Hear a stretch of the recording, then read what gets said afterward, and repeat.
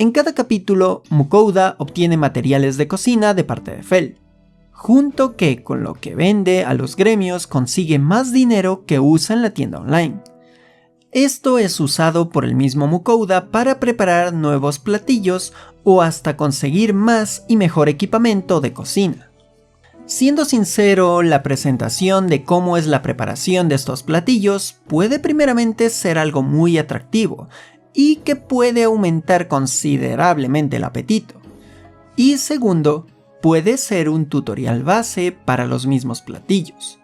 Aunque claro, conseguir ciertos aliños, especias o salsas puede ser desde sencillo hasta algo complicado.